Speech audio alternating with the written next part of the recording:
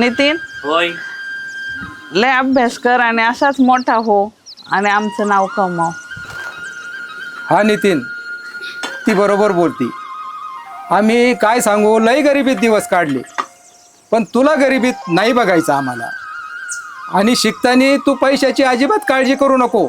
आम्ही जीवाचं रान करू, पण तुला शिकू. जशी तुझी बहीण शिकली तसा तू पण शिक. झालं का रे अभ्यास? हो दीदी. आता तुझं कॉलेजला ॲडमिशन झालंय. चांगला अभ्यास कर, रोज कॉलेजला जात जा. आपल्याला आईबाबांचं स्वप्न पूर्ण करायचं. कळलंय ना तुला?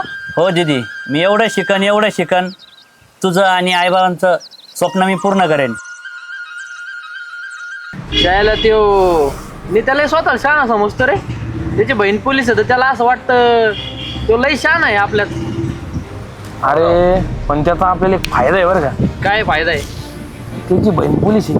आपण जर कधी जेलमध्ये गेलो ना, त्याची बहीण आपल्याला लगेच सोडू शकते. ह्यो कधी विचारच केला नाही आपण. पण आपल्याला एक काम करावं लागेल. काय आपल्याला आहे ना, त्याला आहे ना आपल्या गँग मध्ये सामील करावं लागेल. हे खरं आहे मात्र. आणि त्याला आहे ना लत लावून द्या सगळ्याची. अरे पण काय हे? जन्नत आहे जन्नत. अरे ही कोणती जन्नत आहे बाबा? तर निवास क्वालिटी. काय दिलं? अरे काय जन्नत आहे. माझ्या आई बाबांना कळलं ना की माझे हातपाय तोडून टाकतील.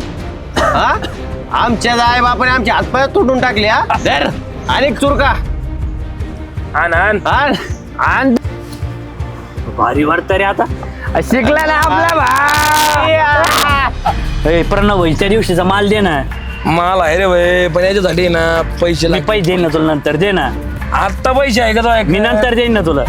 अरे लगेच लागते. खूप कस्तुरी होत आहे, दे ना.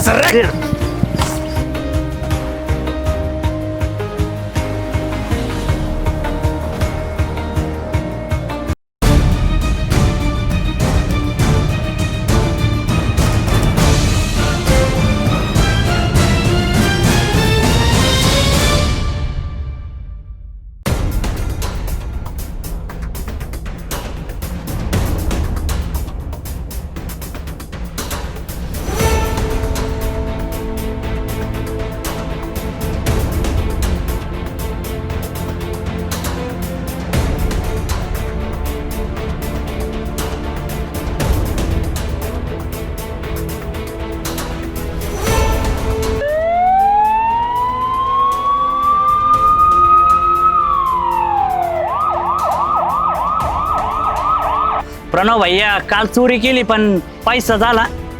अरे भाई पैसा आला म्हणतो क्वालिटी माल आला ना. अरे काय ना मग माल मारून दे चुरका.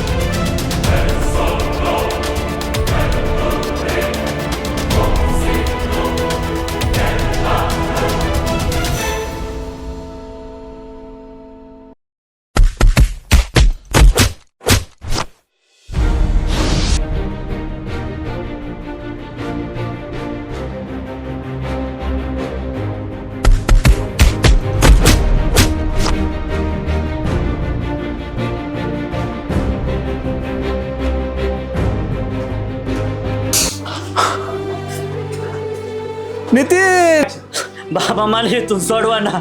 मी परत अशी चुकी नाही करणार. अय पोरा, काय केलं तू हे?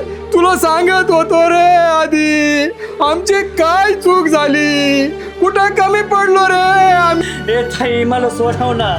नितीन, अरे आपल्या आईबाबाने आपल्यासाठी काय स्वप्न पाहिली होती, तू त्यांना काय स्वप्न दाखवले? अरे नितीन तुझे फेकून आहे आम्हाला आता. आई बाबा चला आता. बाबा आई ताई. पुरी, आता तूच त्याला सोडू शकते. तूच त्याला सोडव. बाबा कायदा हा सगळ्यांना सारखाच आहे आणि त्याने केलेली चुकीची शिक्षा ही त्याला मिळालीच पाहिजे. तो माझा भाऊ आहे म्हणून मी कायदा हातात नाही घेऊ शकत बाबा.